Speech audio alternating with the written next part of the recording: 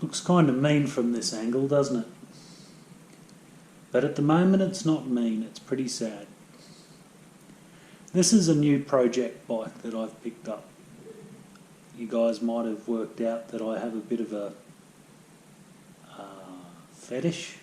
Is that a good choice of words? Probably not.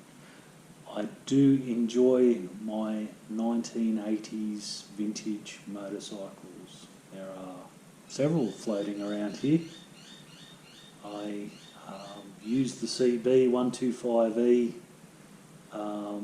for a mixture of business and personal use.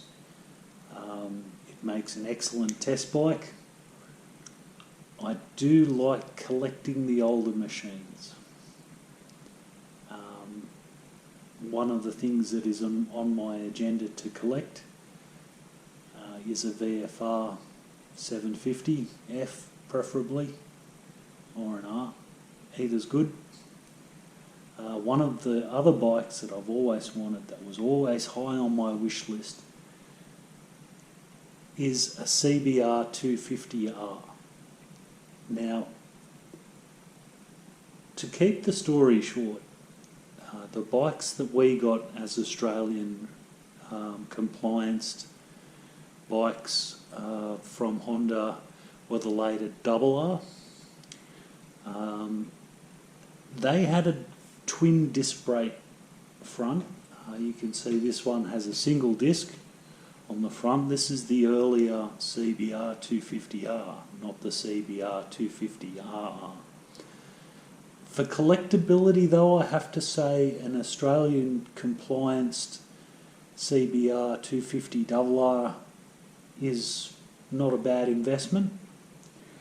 I do like to ride my old bikes though, and the single R has a slightly different state of tune. Basically, when they went to the R, particularly for the Australian release, they were restricted and detuned slightly.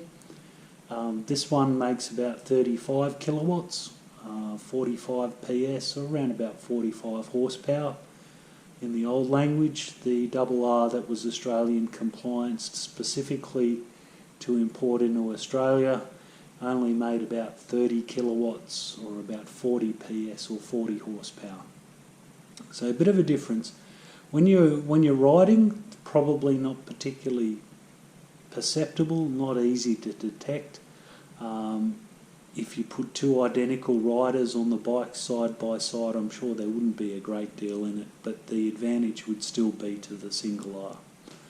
So as much as I'd like to call this new project that I'm about to unleash something like Project Baby Blade, it's not a fire blade, so I can't call it that. I can only call it an MC19. The MC14 was the original bike in 1987, and it looked very similar to my VT250FJ that you've seen kicking around here. It went to the MC17 and became a full-fared bike instead of a bikini fairing. The MC19, which is this model, was 1988, 89 and 90. And they have the original MC14 state of tune. So the motor always remained the MC14. If you look at the engine numbers of them throughout the series, from the original MC14 through to the last MC22 ever made, they will all have an MC14 engine number. Same basic engine, as I said, they detuned it. There was a change in compression ratio, a reduction in port size. A lot of that was to do with the emissions levels and laws that were coming in. The reason why I like bikes from the 80s is because there was this beautiful period in there where technology was really starting to go off, but the emission laws had not yet caught up with it. So we're talking about some really powerful machines and small capacity machines that are quite powerful. You compare the 35 kilowatts of this bike to The 2000 and I think it's 12 CBR250R, the single cylinder version, that only makes about 21 kilowatts off the top of my head, don't quote me on this. Now, there is a difference between power and torque, it's true, but when you've got a machine with a close ratio gearbox that spins to 18,000 RPM, honest to God, then you can imagine that power sort of goes in your favour. You've got a lot of revs there, you've got a close ratio gearbox, you get the engine running in first gear and then you just smash it through the gears, and before you know it, it's blue and red lights in the rear view and probably a minimum 6-month holiday from riding. All pretty cool. But getting back onto TAC, there was a wrecking yard in Queensland, Southside Motorcycle Dismantlers, and they imported a bucket load of Japanese low kilometre import bikes, including this one. This one has a Southside Motorcycle Dismantlers compliance plate on it. I have bought machines that have been imported by them before, and I've not been disappointed with one yet. I think the one that I enjoyed the most was the Yamaha equivalent of this, an FZR250. Unfortunately, that was stolen, never to be seen again. What people do with them, I don't know. If your bike is ever stolen, definitely do the right thing and report it. Sadly, when that was reported, went into the police station, the guy gave me a look like, well, what do you expect me to do about it? Start dealing with it, your bike is gone. At least if you report it, it comes through as stolen. Now, this bike, when I viewed it, it's quite sad. We'll do another video on just how sad it is, I promise you. But when I bought it, the first thing that raised alarm bells is that the owner, the alleged owner, didn't have a key for it. There's no key. The ignition lock came in a separate ice cream container. Now that generally is something that should raise eyebrows. But there is a solution for this, and this is the core of the video today. When you buy a bike like this, regardless of whether the guy's got a key for it, but I mean, let's face it, we do rest a bit easier when they do have a key for it. What you do need to do before you give anybody any money or take anything away is to find out if the bike is legit. And that can be done quite cheaply. $2, that's all it costs. Now, I'm not going to give you the proper website address, ppsr.gov.au, because none of you guys will remember that, and I possibly didn't remember it and got it wrong anyway.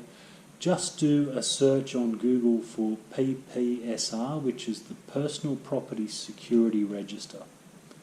And this allows you to do a check to see two things that are critical when you're buying a second-hand machine. The first thing that we need to check is that there is no money owing on it, that nobody has a registered interest in a secured loan on a vehicle. Doesn't matter if it's a car, motorcycle, tractor, truck or helicopter.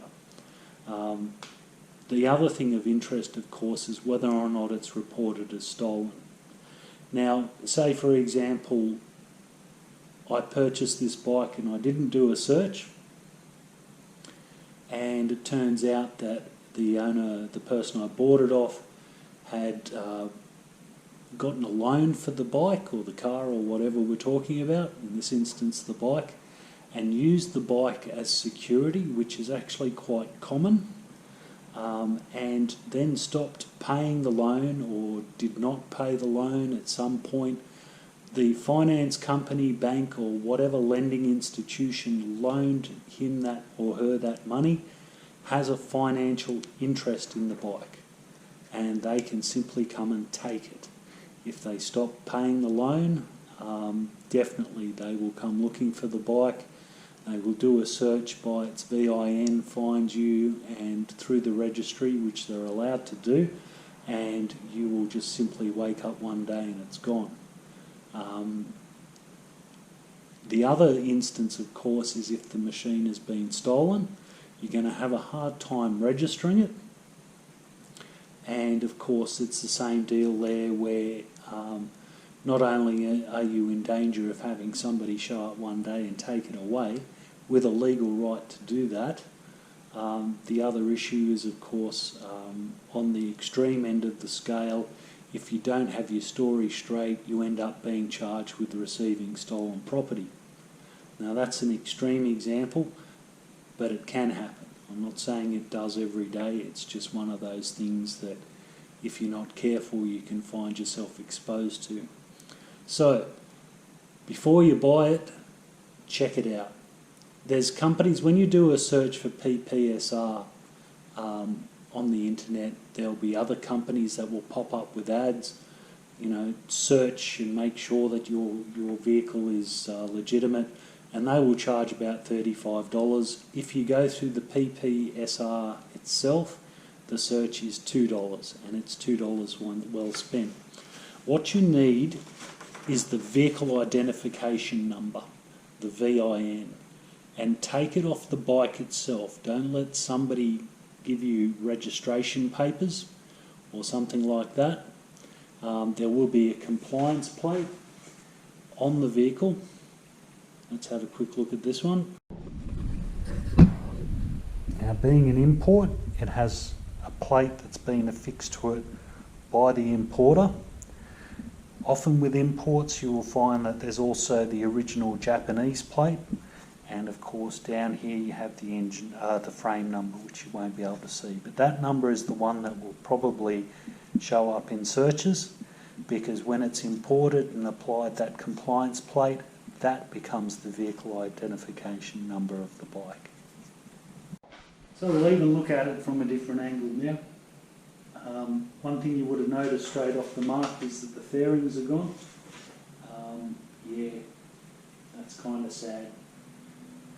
And what fairings are left are quite heavily damaged. And there's a lot of other things missing as well, but we'll look at that in another video. Purpose of this video is all about making sure that you aren't buying somebody else's problems, and that is kind of important.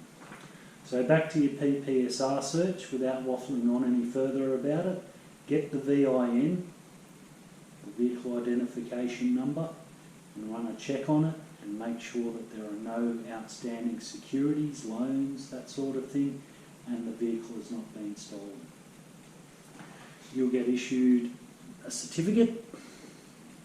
Of course, we're in the electronic age these days, so this will be emailed to you. It's all instantaneous. The check and the issuing of the certificate is all done pretty much on the spot. As soon as you pay your money, in fact, your $2, which you can pay with a credit card, and you're off and away. You can go ahead and spend your money and be reasonably confident. There are a few catches. If it hasn't been reported as stolen by its previous owner, it is a stolen bike then, but it is not reported as such. And of course, no outstanding securities. Well, that's self-explanatory. So you would be able to register it and ride it. But if it comes up as outstanding security or stolen, definitely shy away from it. Don't give anybody any money. Don't buy it. Stay away from it. Optional, if it comes up as stolen, you can even report it to the police. But it depends on how big the guy is that's selling the bike, I guess. So there's an interesting introduction to our new project. We'll have a bit of a look at the mechanical state of this in the next video, and then we're going to jump in and we're actually going to put this thing on the road. But there's a catch. When you buy a bike like this, to fill in some blanks, the engine is unknown. The fuel pump doesn't work, it has no battery, the ignition lock is removed. I'm not that adept at hot wiring bikes anyway, so the long and the short of it is that I've bought this bike and I don't even know if the engine works.